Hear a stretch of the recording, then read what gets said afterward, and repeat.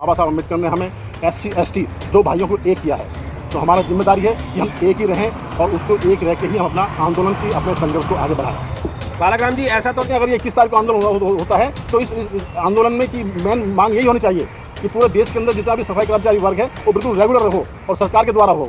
Supreme court के जजेस हैं वो क्यों पीढ़ी दर पीढ़ी जज बने आ रहे हैं, आप उनका वर्गीकरण करिए। जो संसद में विधायिका में जो बैठे हुए हैं, मतलब पीढ़ी दर पीढ़ी चले आ रहे हैं, उनमें आप वर्गीकरण करिए। बंद हो, पर भारत बंद कैसे हो? आपकी क्या इंडस्ट्री है, आपकी क्या दुकानें हैं, आपके क्या ट्रांसपोर्ट है, आपका क्या है? कैसे भारत बंद करोगे? आप लठ लेके दूसरे को भारत बंद करवाओगे? ये संविधान का खुला उल्लंघन है। और संविधान किसने दिया? हमारे बाप दादों ने। तो आप अपने बाप दादों का उल्लंघन कर रहे हो क्या?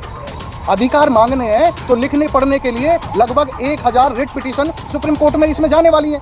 जो उसका रिव्यू पिटीशन है वो जाने वाला है। तो जो हमारे लॉयर्स हैं, जो इंटेलेक्चुअल लोग हैं, वो उसको कर रहे हैं कानूनी तौर पे। तो हमें इस लड़ाई में नहीं पड़ना है, हमें केवल इसको देखना है और घर में रहना है।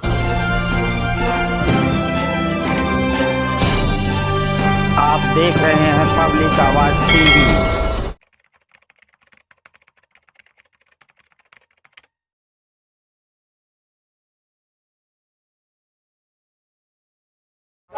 साथियों, जैसा कि आप सबकी जानकारी में होगा, हमें भी आप सबके द्वारा ही जानकारी मिल रही है कि आगामी 21 अगस्त को भारत बंद का आह्वान किया गया है।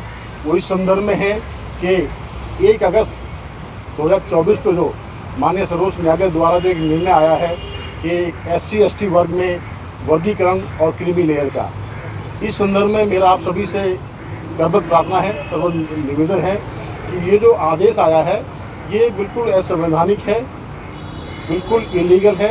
ये इसके हम बिल्कुल विरोध करते हैं। नो डाउट, इसमें कोई शक नहीं है कि वो संविधान के विरुद्ध एक न्यायपालिका द्वारा एक सरकार में ही एक निर्णय लाया गया है जिससे समाज में एक विघटन की स्थिति पैदा हो रही है। अब बात आती है कि जो कुछ साथियों ने आगामी 21 तारीख को जो भारत बंद का आह्वान किया हुआ है, उसमें मेरा उन सभी साथियों से निवेदन है, मैं उन सब साथियों के जज्बात को, उन साथियों की चेतना को सल्यूट करता हूं। साथ ही साथ उन सब से ये आग्रह भी करता हूं कि वो किसी भी तरह का असंवैधानिक कार्य ना करें, कोई तोड़ फोड़, किसी तरह की कोई मतलब इस एक अराजकता में इस बंद को ना करें। फिर कोशिश करें कि हम अगर किसी को कोई अपनी बात कहनी है तो अपने साथियों के साथ जिला कलेक्टर के यहाँ जाएँ और वहाँ पर जाके अपनी डिमांड रखें। डिमांड क्या रखें कि देश में जो सफाई कर्मचारी वर्ग है हमारा, जिसका इस ठेकेदारी प्रथा के द्वारा एक शोषण किया जा रहा है, उस शोषण को बंद करके देश की तमाम जितने भी सफाई कर्मचारी के पद हैं वो सब सरकार के द्वारा परमानेंट उसकी नियुक्ति की जाए और उनको पूरा हक दिया जाए उनका। क्योंकि ठेकेदारी प्रथा के अंदर उस व्यवस्था को लाके खासकर जो हमारा सफाई कर्मचारी वर्ग है उसके साथ में शोषण हो रहा है। इस शोषण को रोकने के लिए वो जिला कलेक्टर को अपना ज्ञापन दें और सरकार को इसके लिए बाध्य करें कि इस तरफ कदम उठाए। इसके साथ साथ अगर वो इस आरक्षण में जो वर्गीकरण की बात करते हैं, जहाँ तक आरक्षण की बात है, देखिए आरक्षण तब मिलेगा ना जब आरक्षण के लिए पद होंगे। जब सरकार में पद ही नहीं होंगे तो आरक्षण का क्या लाभ है? इसलिए इस आंदोलन को उस तरफ भी ले जाएं कि जो भारत सरकार की जो पहले जो संवैधानिक संस्थाएं थी, जो सरकार के अंदर थी, सरकार के द्वारा संचालित थी, उन सब के अंदर जितने भी स्वीकृत उसमें पद थे, उन पदों को दोबारा पुनः राष्ट्रीयकरण करके उन पदों को सर्जित किया जाए। फिर आगे की आरक्षण की जो प्रक्रिया है उसको लागू किया जाए। अन्यथा इस प्रक्रिया में अगर समाज का युवा भ्रमित होगा, कोई किसी तरह का कोई इस बीच में समाज के बीच में कुछ असामाजिक तत्व बीच में आके कोई अराजकता का माहौल करेंगे तो उससे समाज में द्वेष होगा और उससे हमारा समाज कमज़ोर होगा। अगर हम सभी बाबा साहब अम्बेडकर के अनुयायी हैं, बाबा साहब को अपना आदर्श मानते हैं, बाबा साहब को अपना आइकॉन मानते हैं, तो बाबा साहब अम्बेडकर ने हमें SC ST दो भाइयों को एक किया है, तो हमारा जिम्मेदारी है कि हम एक ही रहें और उसको एक रह के ही हम अपना आंदोलन की अपने संघर्ष को आगे बढ़ाएं।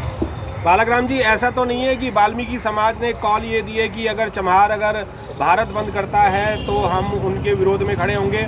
उस डर से आप अपना निर्णय चेंज तो नहीं कर रहे? नहीं, देखिए ये कोई ऐसा कुछ नहीं है कि वाल्मीकि समाज ने इस तरह कोई ऐसा कोई थ्रेड किया हो या इस तरह कोई घोषणा की हो। ऐसा वाल्मीकि समाज से कोई अभी नहीं हुआ है। आप गत वर्ष में देखेंगे, चाहे हाथरस का कांड हो, जहाँ भी वाल्मीकि समाज में किसी तरह का कोई शोषण होता है तो खासकर जो अम्बेडकराइट समाज है वो सबसे आगे खड़ा हुआ मिलता है उनके लिए, कहीं भी पीछे नहीं हटा है और आज भी साथ है, आगे भी साथ रहेगा। इसमें किसी तरह कोई द्वेष नहीं है, हम सब एक हैं। और आप देखेंगे कि गांव में अगर आपके साथ अगर जातीय शोषण होता है तो आपको कैसे संबोधन किया जाता है, पर्टिकुलर दोनों को एक किया के शोषण किया जाता है ना, तो हम एक ही हैं। तो इसलिए इसमें कोई शक नहीं है कि हम इसमें विघटन ना करें। तो क्या वाल्मीकि समाज को जो अभी तक बैकलॉग नहीं भरा गया है, जॉब नहीं दी गई हैं अभी तक सफाई कर्मियों की या और भी जो क्लास की होती हैं, उसके लिए आप क्यों नहीं फाइट कर रहे हैं गवर्नमेंट से? देखिए, हम लगातार इस बात को प्रयासरत हैं कि सरकार से हम इस तरफ संघर्ष में तरफ जाएं कि जो हमारा सफाई कर्मचारी वर्ग है उसमें विशेषकर हमारा वाल्मीकि समाज का भाई है वो ज़्यादा इसमें कार्य होता है, उनके साथ ठेकेदारी प्रथा ला के उनका शोषण किया जा रहा है, उनका जो हक है वो नहीं दिया जा रहा उनको। तो हम तो उसके लिए प्रयासरत हैं। हम तो कहते हैं अगर ये 21 तारीख को आंदोलन होता है तो इस आंदोलन में की मेन मांग यही होनी चाहिए कि पूरे देश के अंदर जितना भी सफाई कर्मचारी वर्ग है वो बिल्कुल रेगुलर हो और सरकार के द्वारा हो, किसी भी ठेकेदार पर न हो। बालक राम जी, जो समाज है, जो छोटा बड़े भाई का जो दर्जा दिया जाता है, वो कह रहे हैं हम 1960 से लड़ाई लड़ते आ रहे हैं। 2024 में अगर सुप्रीम कोर्ट ने ये निर्णय दे दिया है तो मेरे बड़े भाई क्यों ऐतराज़ कर रहे हैं? क्या आपका कोई ऐतराज़ है? नहीं, देखिए, हमारा उस फैसले पर हमारा ऐतराज़ क्या है। उस फैसले पर हमारा ऐतराज़ ये है कि अगर आपको वर्गीकरण करना ही है तो जो सुप्रीम कोर्ट के जजेस हैं वो क्यों पीढ़ी दर पीढ़ी जज बने आ रहे हैं, आप उनका वर्गीकरण करिए। जो संसद में विधायिका में जो बैठे हुए हैं, मतलब पीढ़ी दर पीढ़ी चले आ रहे हैं, उनमें आप वर्गीकरण करिए। पहले तो वहाँ होना चाहिए ना। बड़ी मुश्किल से बाबा साहब अम्बेडकर के द्वारा बनाए हुए संविधान से ये समाज एकजुट हुआ है, तो इस समाज में दरार डालने की कोशिश ना करें सरकार और न्यायपालिका। आप कुछ कहना चाहते हैं? बेसिकली ये जो यहाँ कंसेप्ट है ब्राह्मणवाद का भारत में, हमें उसको भी देखना चाहिए। ये SC ST के रिजर्वेशन में क्लासिफिकेशन करना चाहते हैं, चलो हम मान लेते हैं करना चाहते हैं, पर आप ये भी तो बताओ कि ये जो जनरल की सीटें हैं वहाँ ब्राह्मणवाद को क्लासिफिकेशन क्यों नहीं कर रहे हैं? सबसे ज़्यादा सीटें ब्राह्मणवाद खाता है उसमें, तो ये जो RSS है उसमें क्लासिफिकेशन शुरू कर दे, हम अपना क्लासिफिकेशन कर लेंगे। दूसरी बात, ये क्या करना चाह रहे हैं कि भारत में अगर कोई लड़ रहा है और अगर कोई पढ़ रहा है तो वो 2-3 कम्युनिटी हैं जो पढ़ रही हैं और जो समानता, बुद्धिज्म, भाईचारा और संविधान को मानती हैं और उसको आगे फॉलो करना चाहती हैं। उसको तोड़ने की ये साजिश है। कैसे साजिश है? अभी क्या करेंगे, ये क्लासिफिकेशन की जो बात कर रहे हैं, अभी ये सीटें निकालेंगे SC रिजर्वेशन में, और जो जातियां पढ़ ही नहीं रही हैं वो उनका क्वालिफाई का एक सिस्टम है, वहाँ क्वालिफाई कर देंगे। अब वो उससे क्वालिफाई कर ही नहीं पाएगा। अब जब बंदा क्वालिफाई नहीं कर पाएगा तो उस सीट पे लिख देंगे कि उम्मीदवार उपयुक्त नहीं मिले और उनको जनरल में काउंट कर देंगे। तो उसको जो ना ब्राह्मणवाद, हमारी रिजर्वेशन की सीटों को भी ब्राह्मणवाद खा जाएगा। मेरा यही अपील है, चाहे वो लगभग 67 जातियाँ तो उत्तर प्रदेश में हैं SC कम्युनिटी में, और दिल्ली में का तो मुझे पता नहीं है, पर जितनी भी SC ST OBC जिस भी स्टेट में जातियां हैं वो इस पे विचार करें। और रही बंद की बात, बंद में ये ध्यान रखना चाहिए हमें कि बंद किसने किया है। बंद 2000, अब लोग काउंटर क्वेश्चन करेंगे कि भाई 2 अप्रैल 2018 को भी किसी ने बंद नहीं किया था। अब वो काउंटर क्वेश्चन का मैं देता हूँ, वो SC ST एक्ट की बात थी, वहाँ भी सुप्रीम कोर्ट ने ये काम किया था। उनके उस सुप्रीम कोर्ट को पनिशमेंट करना चाहिए था उसी टाइम पे कि तुम्हें इतना बड़ा आंदोलन कर दिया, तेरे बच्चे शहीद हो गए पूरे देश में और देश को एक अराजक माहौल में कर दिया, तब कि उनके खिलाफ एक महाभियोग लाना चाहिए था। उस जज को जो सुप्रीम कोर्ट का उस टाइम पे था उसको पनिश करना चाहिए था। जो आज ये स्टेटमेंट आया, ये स्टेटमेंट ही नहीं आता, आज ये स्टेटमेंट दिलाया गया है। ये बीजेपी और ये जो बीजेपी और सुप्रीम कोर्ट है, ये बीजेपी सुप्रीम कोर्ट नहीं है, ये RSS है। ये RSS इन दोनों को चला रही है, ये हमें समझना होगा। और मेरे भाइयों से यही अपील है कि भाई जो भी पढ़ा लिखा बच्चा है अपने मोबाइल की लोकेशन खोल के वो घर में पढ़ा रहे, क्योंकि आपकी एजुकेशन पे कुठाराघात 2021 अगस्त 2024 है। तो वो जो पढ़े लिखे भाई हैं वो घर से बाहर ना निकलें, अनपढ़ उन पे डंडा मारेंगे, उनको पीटेंगे, चाहे वो किसी भी तरह से वो सामान लेने भी बाहर ना जाएं। कोई भी ज़रूरत है एक दिन घर में सरेंडर रहें, क्योंकि वो उनकी एजुकेशन को करता। नहीं, मैं विरोध नहीं कर रहा हूँ भारत बंद का, पर भारत बंद का नहीं है कि भारत बंद हो। बिल्कुल नहीं, भारत बंद हो, पर भारत बंद कैसे हो?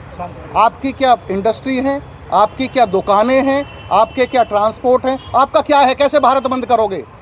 आप लठ लेके दूसरे को भारत बंद करवाओगे, ये संविधान का खुला उल्लंघन है। और संविधान किसने दिया? हमारे बाप दादों ने। तो आप अपने बाप दादों का उल्लंघन कर रहे हो क्या? अधिकार मांगने हैं तो लिखने पढ़ने के लिए लगभग 1000 रिट पिटीशन सुप्रीम कोर्ट में इसमें जाने वाली है।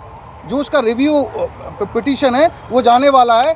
तो जो हमारे लॉयर्स हैं, जो इंटेलेक्चुअल लोग हैं, वो उसको कर रहे हैं कानूनी तौर पे। तो हमें इस लड़ाई में नहीं पड़ना है, हमें केवल इसको देखना है और घर में रहना है और किसी भी चक्कर में नहीं पड़ना है। एक तरीके से विरोधी कह रहे हैं ना, आपके घर से बाहर ना निकले 21 तारीख को। बिल्कुल, आप अगर इसको विरोध मान लेते हो तो विरोध है। देखिए 21 तारीख क्या है कि किसी भी मतलब ऐसी कोई घटना ना हो जिससे कोई प्राण हानि हो, कोई आर्थिक हानि हो ना हो।